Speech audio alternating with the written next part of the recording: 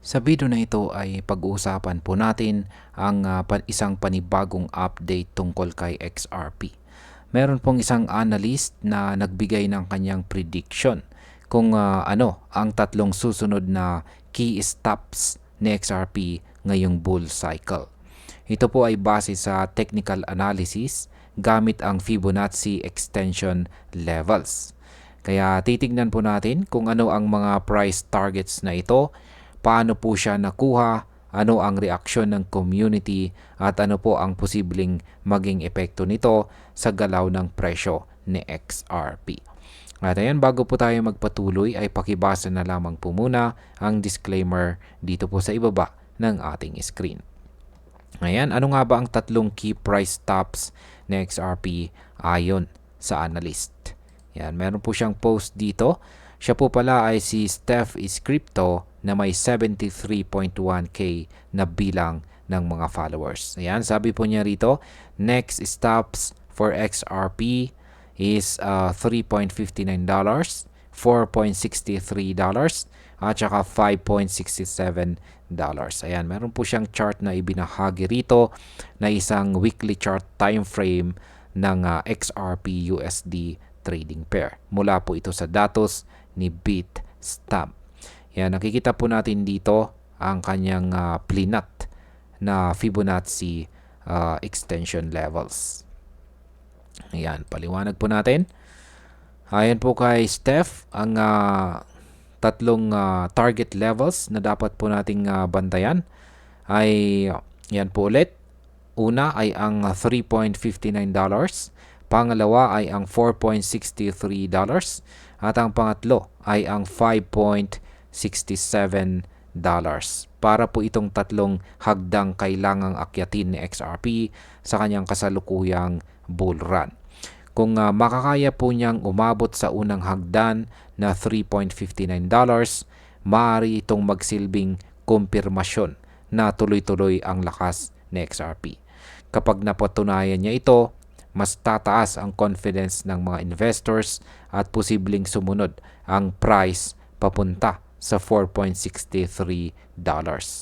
Ang ikatlong hagdan naman ay ang $5.67 na siyang pinakamataas na target sa prediction na ito. Kapag umabot po si XRP dito, siguradong lalaki ang hype at makakaapekto po ito sa sentiment ng buong market. Ngayon ay paano naman po nakuha ang mga target na ito?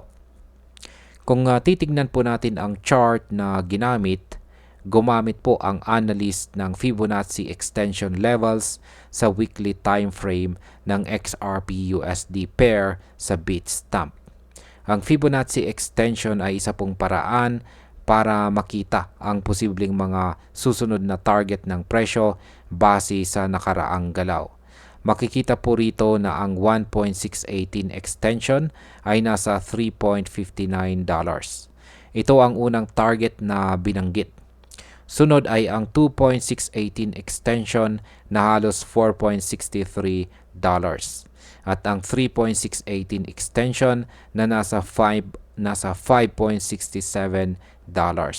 Lahat ng ito ay nag-align sa tatlong level na ibinahagi ng analyst. Kung makaka-breakout sa XRP at maabot ang bawat level, ito ay magbibigay po ng signal sa market na kaya po niyang mag-sustain ng bullish momentum.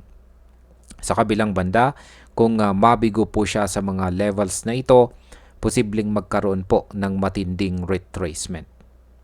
Ngayon ay ano pa ba ang iba pang mga levels na makikita natin dito sa chart? Bukod po sa tatlong target, may ibang mga levels din na mahalaga. Nandyan po ang 1.382 na extension na nasa presyong $3.35.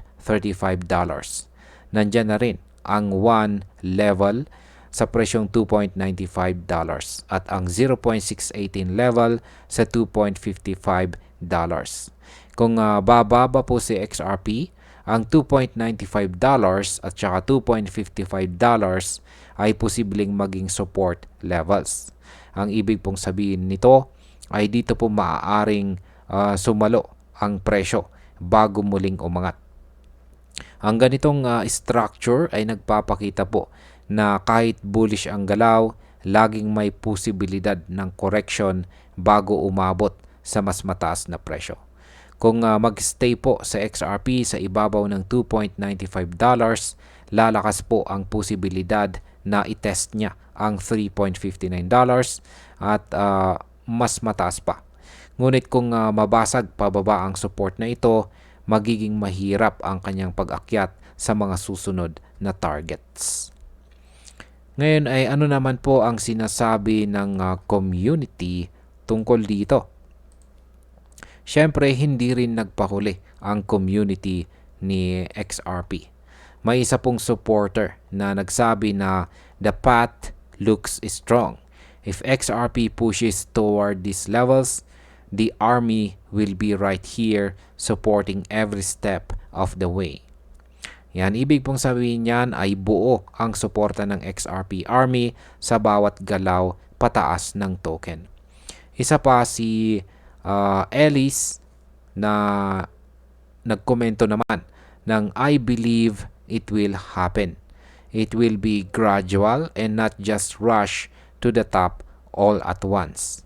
Ang kanyang punto naman dito ay hindi po biglaan ang pagtaas ng XRP kundi dahan-dahan itong aangat hanggang sa maabot ang mga target na presyo.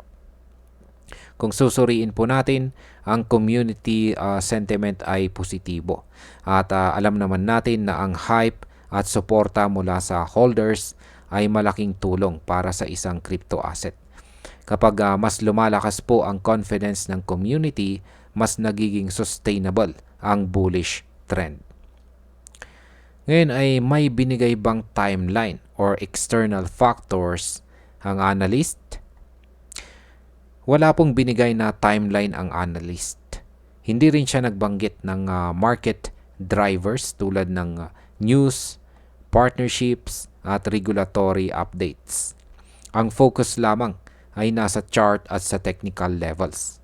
Ito ay parehong strength at saka weakness. Strength dahil malinaw at direkta ang levels na dapat po nating bantayan. Weakness naman dahil isinama ang mga posibleng external events na maaaring magpabilis. Ayan, hindi po isinama ang mga possible external events na maaaring magpabilis or magpabagal sa pag-akyat ng presyo. Kung sakali pong magkaroon ng major news tulad po ng regulatory clarity para kay XRP, mas lalo pong bibilis ang kanyang pag-akyat papunta sa mga target na ito. Ngunit kung may negative news, gaya po ng legal hurdles, pwede pong mahirapan siyang abutin ang mga levels. Bilang panghuli, para po sa akin ay makikita natin na si XRP ay nasa isang mahalagang yugto ng kanyang kwento. Ang mga price targets na $3.59, $4.63 at $5.67 ay hindi po basta numbers lamang, kundi mga checkpoint na magbibigay direksyon kung gaano po kalakas ang kanyang bull run. Kung mananatili ang suporta ng community at may kasamang magandang balita or developments, malaki po ang tsansa na maabot ni XRP ang mga presyong ito. Pero kailangan pa rin nating tandaan na kahit bullish ang outlook, laging may kasamang risk. Kaya kung susumahin, ang prediction na ito ay nagbibigay ng malinaw na gabay kung saan po pwedeng pumunta ang presyo ni XRP. Ang magiging epekto po nito sa market ay depende kung makaka-breakout po siya sa bawat hagdan.